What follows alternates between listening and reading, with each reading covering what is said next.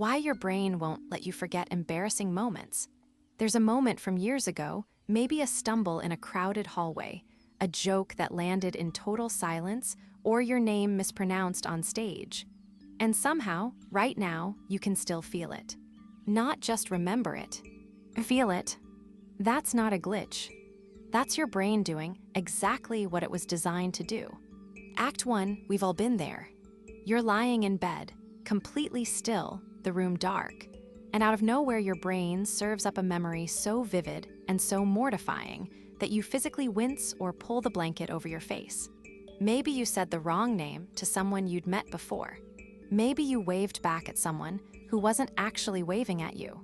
These moments feel enormous in replay, often far bigger than they felt at the time.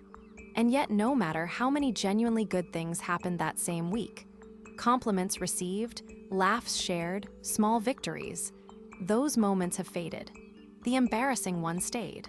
Psychologists actually have a name for this imbalance.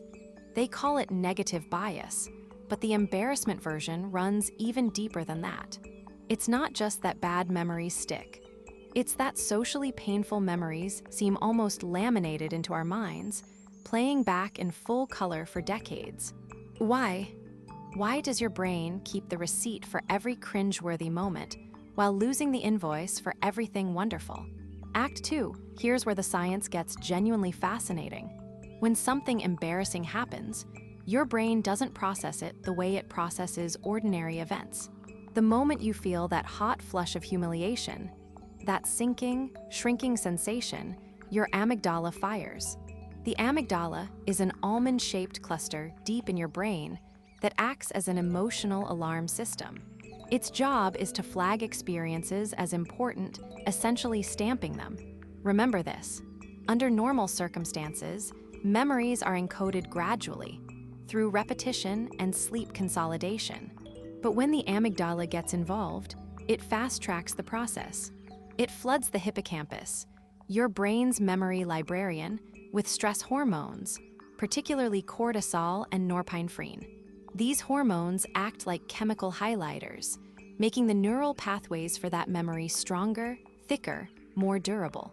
Researchers at the University of California found that emotionally arousing events are encoded with significantly higher detail and persistence than neutral ones, a phenomenon called emotionally enhanced memory consolidation. And social pain activates the same neural regions as physical pain. A 2011 study, published in the Proceedings of the National Academy of Sciences, showed that being rejected or humiliated lights up the same areas of the brain as a physical injury. So when your brain refuses to let that memory go, it's not being cruel, it's treating what happened as a wound. And wounds, evolutionarily speaking, demand attention. There's also something called the self-referential processing network, the part of your brain most active when you're thinking about yourself.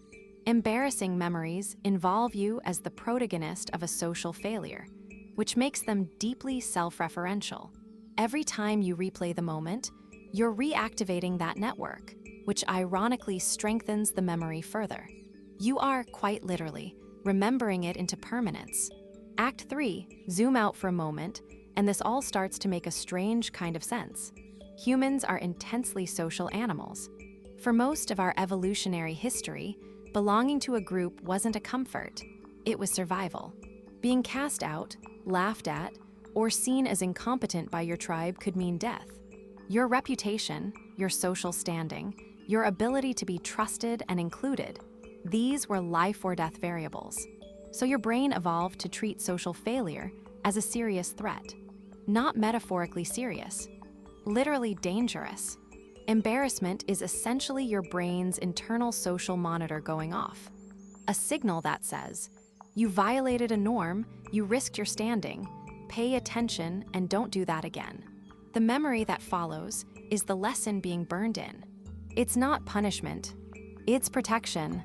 The tragedy is that we now live in a world where a stumbled introduction at a party is not, in fact, life-threatening. But our brains haven't caught up. They're still running ancient software on a modern world. And so we lie awake at 2 a.m., replaying something from 2009, because a very old, very loyal part of us is still trying to make sure we survive the tribe. Next time one of those memories ambushes you at an inconvenient hour, try to catch it.